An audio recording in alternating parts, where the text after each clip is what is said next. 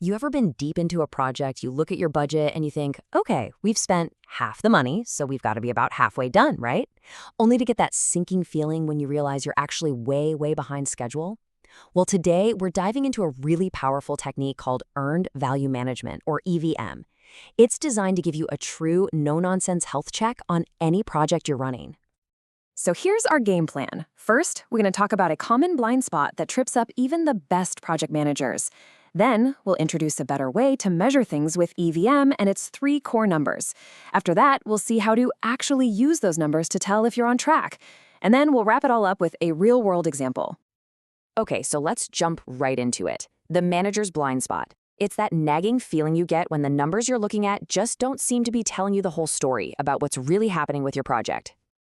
I mean, on the surface, this seems like a pretty simple question, doesn't it? You've got a budget, and you've spent some money. All you have to do is compare the two. Simple. But think about it for a second. Spending half your money doesn't automatically mean you're halfway through the work.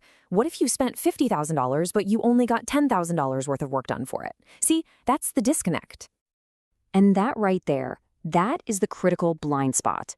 We are so good at tracking what we've spent, but we totally miss what we've actually earned in terms of real completed work. It's like you're trying to fly a plane with only half of your instruments working.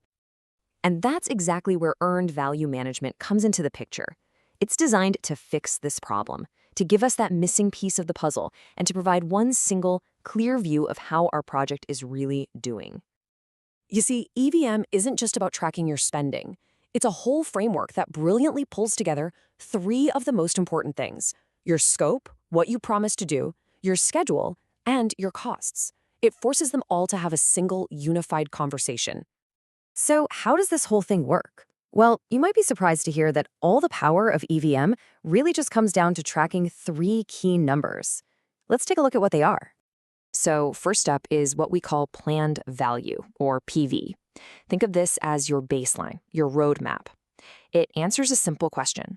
Based on our original plan, how much work should we have finished by right now? Next, you've got actual cost, or AC. Now this one's the easy one. It's just the real hard cash that you've actually spent so far. It's the number that comes straight out of your accounting reports. No mystery here. And finally, we get to the real game changer, earned value, or EV. This is the magic ingredient. It measures the value, in dollars, of the work you've actually finished. It asks, of all the stuff we've gotten done, what is it worth according to our original plan? Okay, so now we have our 3 key metrics, PV, AC, and EV. Now we can put them to work.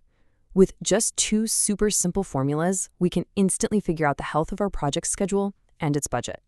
First up is schedule variance, or SV. All we do is take our earned value and subtract our planned value. This tells us one thing, and it tells us very, very clearly. Are we ahead of schedule, or are we falling behind? And interpreting this is so easy.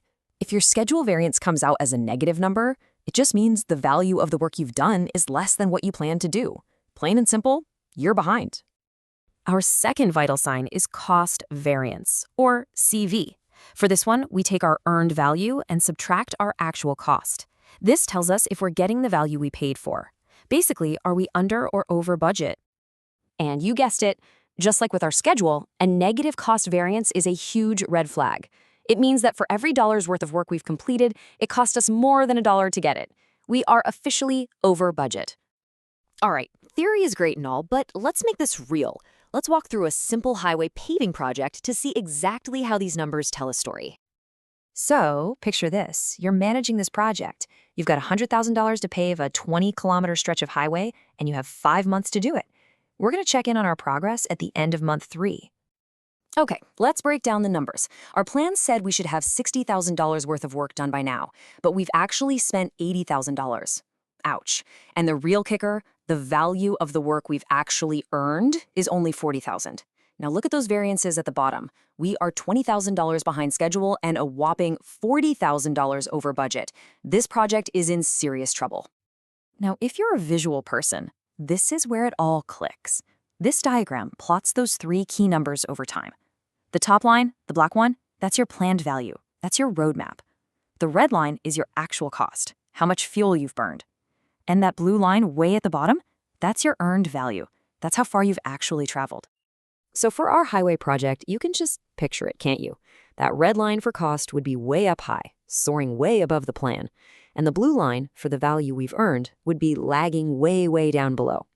That growing gap between those lines tells you everything you need to know in a single glance. This project is heading in the wrong direction and fast. And here's the most powerful part of all this. EVM isn't just about looking in the rearview mirror to see what went wrong. It's about looking at the road ahead. Those trend lines give you the foresight to see where you're headed, which means you have time to actually steer the project back on course before it's too late. So in the end, earned value management gives you a glimpse into your project's future. It turns a bunch of confusing data into a clear, simple story. The only question left is, once you can see where you're headed, what are you going to do to change the ending?